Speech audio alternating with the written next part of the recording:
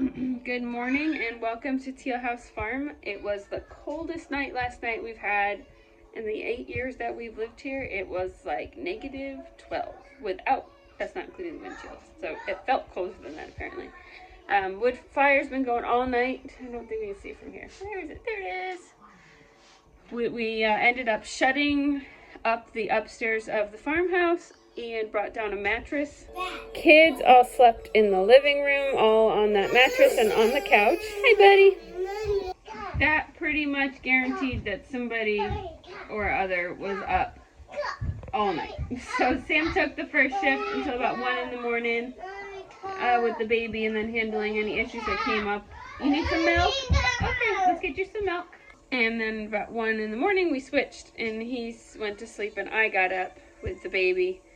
Obviously, he woke me up to feed the baby and he fed, but I got a few hours of sleep before I got up with the baby, and then I was pretty much up since then. So it's now 6 o'clock in the morning, making some breakfast, and my hope was that when he gets up, that I could then go back to bed.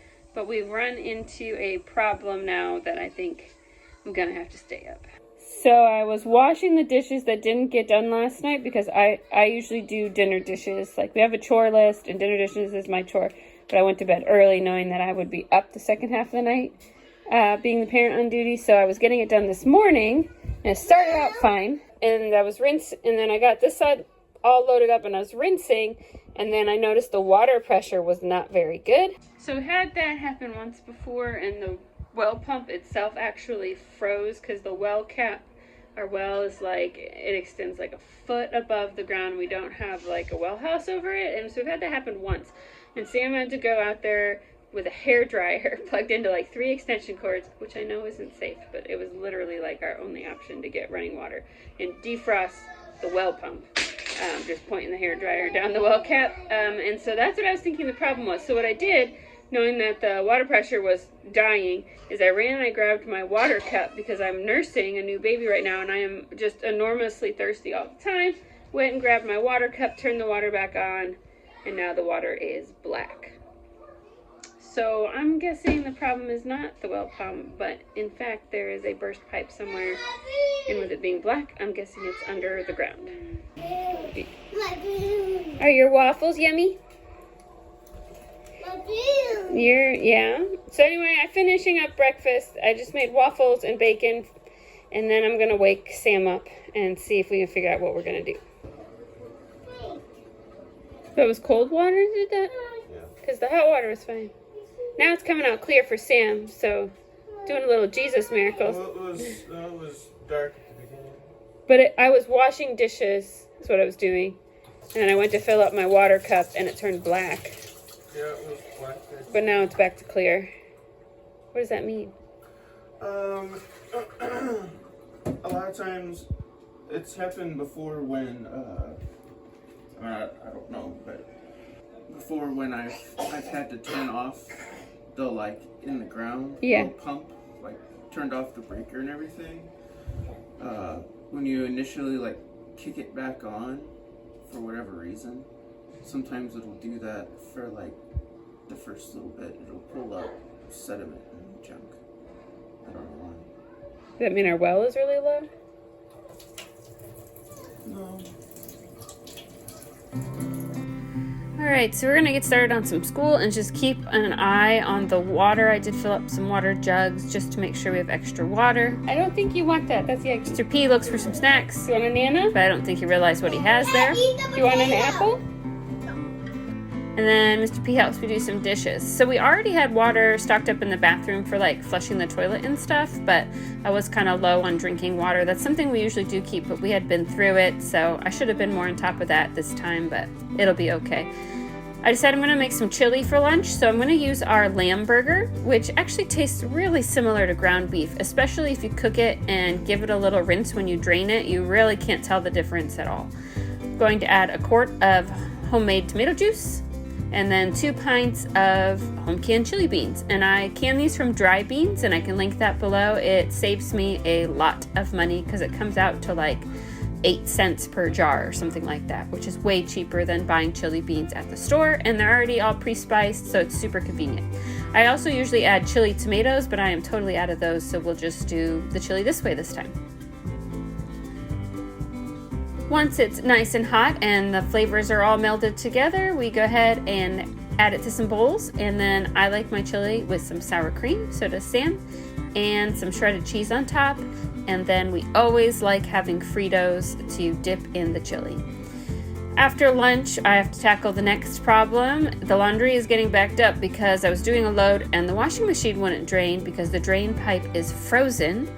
And so the problem here is this washing machine closet was kind of sectioned off and added to the house later, and there's no insulation. So it gets as cold as it is outside in this closet, and that drain pipe has ice in it, so the washing machine won't drain.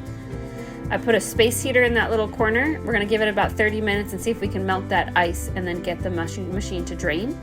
And of course, anytime you film something for somebody else, like a vlog, you realize how dirty everything is. So we're gonna take a minute here and wash our washing machine. This is actually a portable washing machine. I can choose between having a full-sized washing machine or extra storage. I chose the storage. It actually doesn't bother me too much having a smaller washing machine. We keep up on the laundry pretty well. It's not a big deal. Everything looks nice and clean, and we're ready to go. I give the pipes a little bit of a tug just to see if I can feel any ice in them. They feel pretty good, so we're gonna go ahead and put it on a spin cycle, which will drain out the water, and we'll come back and check it in a few minutes and see if it actually drained the water out. The big kids desperately wanted to go outside to play. I told them it was 0 degrees, but they wanted to anyway, so I made them stuff themselves like marshmallows with like 3 layers and snowsuits and double hats and double gloves and all those things, and they're gonna go ahead and brave the outdoors. I don't know how long they're gonna last though. It is really cold out.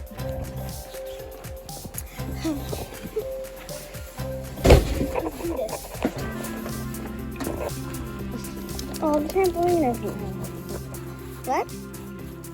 Trampoline doesn't have. Let's go to the trampoline. All right, we did it. Took about an hour actually, and the great thing is none of the tubing is broken.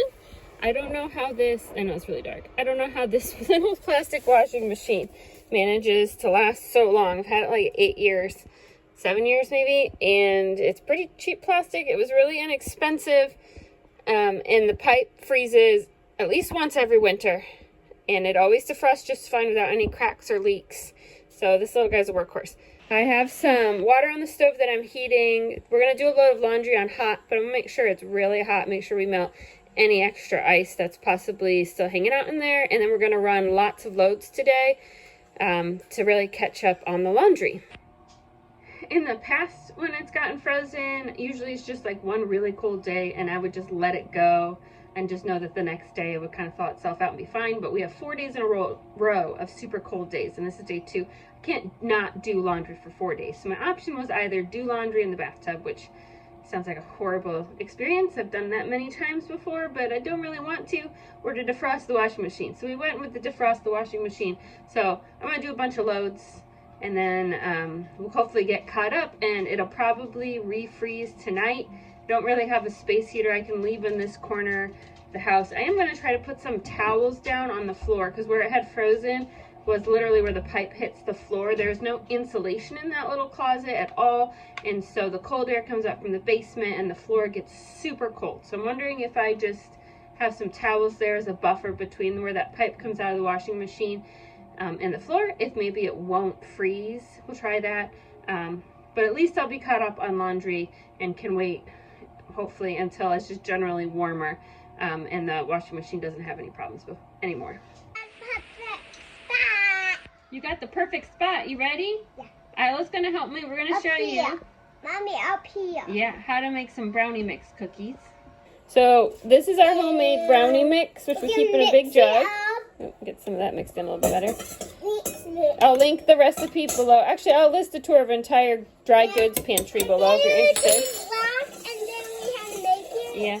So if you don't have this, you can just use a box mix of just basic chocolate brownie mix. But we're going to make cookies out of this for a little variation. So the other things we're going to need, we need 2 eggs. We're going to need a little bit of vanilla, some powdered sugar, and some vegetable oil. And we're gonna make, these are crackled top chocolate cookies with some powdered sugar on the outside is what we're making. Okay, 2 eggs left. You wanna crack the eggs into the bowl? Yeah. Let's do it. For the cookies made from the brownie mix, you could do this with a box of store-bought brownie mix, or you can do it with the homemade mix.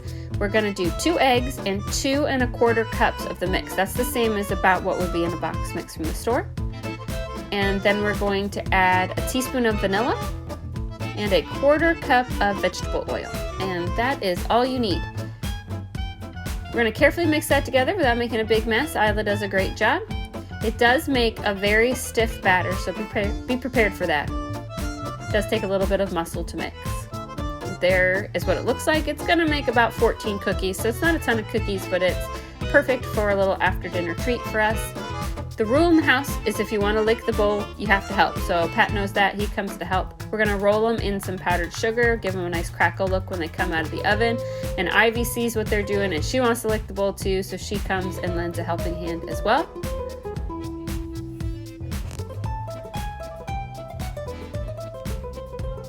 Okay, these are cookies that Goobs made. Goobs cake or brownie mix cookies. Oh, am I supposed to eat one? Yeah, they have a nice texture. Pretty good.